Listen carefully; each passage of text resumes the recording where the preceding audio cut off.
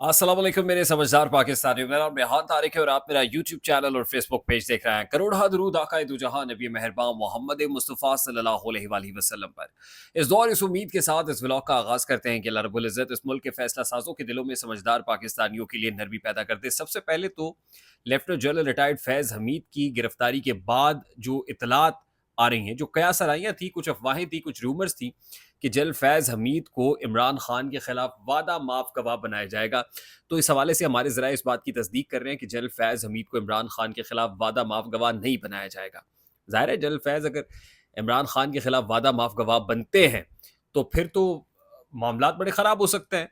मगर अगर वो वादा माफ गवाह नहीं बनेंगे तो फिर क्या होगा? ये मैं आपको आज के इस व्लॉग में बताऊँगा कि मुमकिना तौर पर क्या हो सकता है और आने वाले चंद रोज़ में कुछ अहम गिरफ्तारियाँ भी एक्सपेक्टेड हैं, मुतवक्के हैं। उनमें कौन-कौन लोग शामिल हो सकते हैं, ये डिटेल्स आज के इस व्लॉग का हिस्सा होंगी। लेकिन उसके साथ-साथ मैं आपको ये भी बता दूँ कि अभी जो डिस्कशन हो रही है, वो अलीमा खान का वो रद्द-ए-अमल जो मैंने अपने अर्लियर व्लॉग में दिया था आपको कि आज़म सवाती सुबह सवेरे कैसे इमरान खान से मुलाकात के लिए डयाला जेल पहुँच गए और फिर सुबह 7:30 बजे इमरान खान से मुलाकात भी हो गई और फिर बैरिस्टर गौहर उनके दाएँ जानिब खड़े हुए हैं। आज़म सवाती हालाँकि वो चेयरमैन है, बैरिस्टर गौहर सिटिंग चेयरमैन है पीटीआई के और आज़म सवाती बड़ा बबांग-ए-दोहल और बड़े एतमाद के साथ ऐलान कर रहे हैं कि जलसा मुलतवी हो गया है। तो इस हवाले से कुछ इत्तलात मौसूल हो रही हैं। कुछ इंकशाफात हैं, कुछ खबरें वो भी आज के इस व्लॉग में मेरा ख़्याल है पहले वहीं से शुरू कर लेते हैं। कुछ इत्तलात ऐसी हैं कि इमरान खान साहब को ये बताया गया जेल में उन तक ये खबर पहुँचाई गई कि इस्लामाबाद के हालात ठीक नहीं हैं और इसलिए ठीक नहीं है कि मज़हबी जो जमात है और ख़ास तौर पे मज़हबी सियासी जमात उसके लोग इस्लामाबाद में मौजूद हैं और शिद्दत पसंदी का अंदेशा भी है।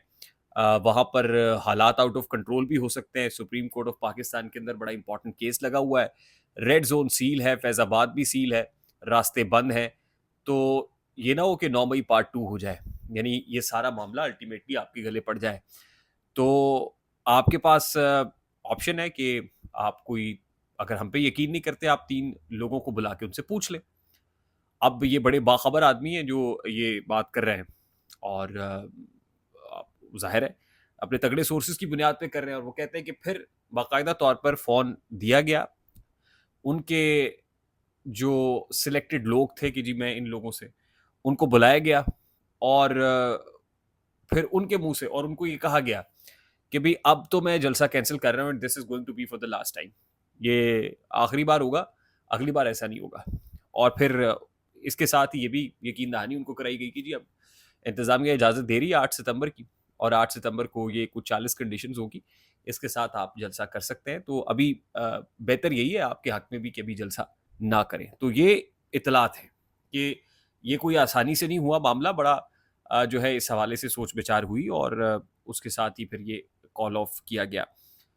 उसको पोस्टपोन कह रहे हैं कि पोस्टपोन किया गया टिल 8th ऑफ सितंबर। अब नुसरत जावेद साहब इस हवाले से बड़ा इंकशाफ ये कर रहे हैं कि टेलीफ़ोन कॉल पे और मोबाइल फ़ोन दे के ऑप्शन दी गई, बुला लें, पूछ लें, तसल्ली कर लें। उसके बाद ये ऐलान हुआ और सुबह जो साढ़े 9 बजे के करीब मीडिया टॉक हुई, तो बेखुदी बेसबब नहीं गालिब, कुछ तो है जिसकी पर्दादारी है। एक तो ये बड़ा इम्पोर्टेंट मामला है। जो दूसरा इम्पोर्टेंट मामला है, अब 8 सितंबर को भी जलसा होगा या नहीं होगा, तो फैसल करीम कुड्डी जो गवर्नर केपी के हैं, वो कहते हैं हम आपको 8 सितंबर को भी जलसा नहीं करने देंगे। यानी अभी तो जो इजाज़त मिली है ना, 8 सितंबर को भी जलसा करके दिखाएँ तो माने। अब ज़ाहिर है केपी में अली अमीन गंडापुर साहब ने लीड करना था, इमरान खान साहब ने कहा हुआ था गंडापुर लीड करेगा और गंडापुर और फैसल करीम कुड्डी की तो लगती बहुत ज़्यादा है। तो ज़ाहिर है वो दोबारा वो थ्रेट कर रहे हैं, वो कह रही है 8 सितंबर को भी जलसा-जुलसा कोई नहीं होना। अब ये ज़ाहिर है टेस्ट ऑफ नर्व्स तो होगा। आज ही पाकिस्तान तहरीक-ए-इंसाफ के अंदर जो एक रिजेंटमेंट थी और कुछ डिसेंटिंग कुछ वॉइसेज़ ऐसी भी थी कि जी और फिर कारकुनान भी बड़े गुस्से में थे। तो आज पीटीआई ने 9:30 बजे आज शब कोर कमेटी का इजलास बुलाया हुआ था और उस कोर कमेटी इजलास के अंदर ये यकीनन कहानी डिस्कस हुई होगी कि हुआ क्या असल में। और ये बावर कराया गया, जिन लोगों ने ये ऐलान किया उन्होंने बताया होगा कि भई ये बानी पीटीआई के कहने पे ही किया और कुछ ऐसी चीज़ें थी जो सोर्सेज़ से आ रही थी, अगर हम ये करते तो शायद हमारे लिए बड़ा काउंटर प्रोडक्टिव होता क्योंकि लोग गुस्से में थे, इवन शुएब शाहीन साहब और दीगर ये कह रहे थे जी नहीं होना चाहिए था। तो अब आई होप कि कोई कंसेंसस कोई डेवलप हो गया होगा, लेकिन अल्टीमेटली जो जिस अंदाज में हुआ वो अंदाज भी कोई ठीक नहीं था। ना ऑपोजिशन की जो इत्तेहादी जमातें उनको बताया गया, ना ऑन बोर्ड लिया गया, ना एतमाद में लिया गया। खैर, और इम्पोर्टेंट मामला ये है कि आज सुप्रीम कोर्ट ऑफ पाकिस्तान ने जो मुबारक सानी केस में जो प्रोसिक्यूटर जनरल पंजाब की दरखास्त थी उस पे कुछ पैराग्राफ्स को हज़फ किया है। उस पे उलमाए कराम के साथ मुलाकात और ये सब चीज़ें। तो अब वो कुछ वॉइसेस ऐसी भी हैं जी कि आज तो जस्टिस काज़ी फ़ायज़ ईसा बिल्कुल भीगी बिल्ली बने हुए थे और शिद्दत पसंदों के सामने नहीं खड़े हो पाए, डट पाए और वहाँ पर उलमा के साथ चैम्बर के अंदर मुलाकात भी की। उन्होंने फ़ैसला जो हज़फ कराना था लिखवाया और वही पढ़ के सुना दिया काज़ी फ़ायज़ ईसा साहब ने आके। अब मेरा ये ख़्याल है ज़ाती दानिश में, मैं तो ये समझता हूँ कि ये ख़ैर ये केस ही बड़ा डिफ़रेंट तरीके का है। वो कहते हैं ना, जब तक ना कट मरू ख्वाजा यसरब की हुर्मत पर खुदा शाहिद है कामिल मेरा ईमा हो नहीं सकता। तो मैं तो इस हवाले से I am very much clear about it. जो हुआ है ये चेंजेस होनी चाहिए थी और वो मैंडेटरी चेंजेस हुई हैं। मैं ये समझता हूँ कि कत्ल आप घर के अंदर करें या घर के बाहर करें, दफ़ा 302 लगती है। तो घर के अंदर अगर 302 लगती है, इसकी कत्ल की इजाज़त नहीं है, तो घर के बाहर भी अब आई मीन घर के बाहर कत्ल की इजाज़त नहीं है, तो घर के अंदर भी कत्ल की इजाज़त नहीं है। तो दिस शुड बी, मैं इससे ज़्यादा कुछ नहीं कहूँगा, समझने वालों के लिए इशारा ही काफ़ी है। जनरल फैज़ हमीद से मुतालिक ये इत्तलात हैं कि वो तो शायद वादा माफ़ गवाह ना बने, लेकिन उनके खिलाफ वादा माफ़ गवाह बनने वालों की एक तवील कतार है। यानी बहुत बड़ी तादाद में लोग उनके खिलाफ वादा माफ़ गवाह बनना चाहते हैं। और ज़रा ये बता रहे हैं कि जनरल फैज़ हमीद की गिरफ्तारी के बाद अब कुछ और जो गिरफ्तारियां होने जा रही हैं, उनमें कुछ दो रिटायर्ड जजेस भी शामिल हैं, कुछ ब्यूरोक्रेट्स भी शामिल हैं और बड़ी तादाद में ऐसे लोग हैं जो उनके अगेंस्ट वादा माफ गवाह। और अब जो कार्रवाई चल रही है इस हवाले से जो सोर्सेज है वो ये बताते हैं कि अगर जनरल फैज़ हमीद के अगेंस्ट एक्शन होगा या कुछ गवाहियां आएंगी, वादा माफ गवाह बनेंगे, तो अल्टीमेटली कोई और भी मुश्किल में पड़ जाएगा। यानी this seems to be the root, यानी असल में जो रास्ता है वो कुछ इस तरह का है, रादर देन कि वो जिसमें ये बताया जा रहा है कि जल फैज हमीद वादा माफ गवाह बनेंगे। तो this is the news out from the centre. अच्छा, आज ही आपने देखा कि यूथ कन्वेंशन में गुज़श्ता रोज chief of the army staff जो लासिम मुनीर ने शिरकत की और वहाँ स्टूडेंट्स के साथ एक इंटरेक्शन हुआ। और मैं इस तरह की एंगेजमेंट्स को इसलिए खुशाइंद कहता हूँ कि सुनने वालों को भी हौसला करना चाहिए तुम दो तेज सवालात सुनने का, खास तौर पे यूथ के गुफ्तगू सुनने का जो जज्बाती होते हैं, और बिल्कुल होते हैं। और मैं ये समझता हूँ कि नौजवान अपने वक्त का बादशाह होता है, जो 65% ऑफ द कंट्री है, जो एसेट है इस मुल्क का।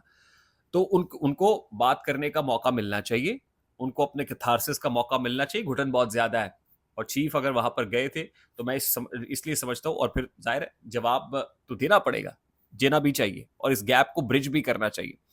आज chief of the army staff से हार्वर्ड बिजनेस स्कूल के कुछ जो लोग हैं, यंगस्टर्स हैं, स्टूडेंट्स हैं, उनकी मुलाकात हुई और ये बताया गया कि 9 ममालिक के कुछ 44 जो स्टूडेंट्स थे, यंगस्टर्स थे, वो chief of the army staff जो लासिम मुनीर से मिले और पाकिस्तान के हवाले से जो सैर हासिल गुफ्तगू है, जो उनके क्वेश्चंस थे, भारी भरकम सवाल भी होते हैं पाकिस्तान की सिचुएशन को लेकर भी, कंडीशन को, वो किए गए और उस पर जवाबात भी दिए गए। तो मेरा ख्याल है कि ये इस तरह के सेशंस की बहुत ज़्यादा ज़रूरत है और मैं ये समझता हूँ कि chief of the army staff को किसी दिन ज़रा मीडिया के नुमाइंदों को भी, जर्नलिस्ट को भी बुला के पूछ लेना चाहिए और बताना चाहिए कि विजन क्या है। हम एक तो बाजवा साहब के ज़माने में पता था ना, बाजवा डॉक्टराइन था, तो जल आसिम मुनीर के हवाले से अब वो क्या सोच रहे हैं, क्या है, मेरा ख्याल है ये अब उनको वो जो सुनने में आता है ना कि वो मीडिया से थोड़ा सा दूर रहते हैं या थोड़ा सा मीडिया शाये है, ये झिझकते हैं। मेरा नहीं ख्याल वैसे जिस अंदाज में वो दबंग तकरीरें कर रहे हैं,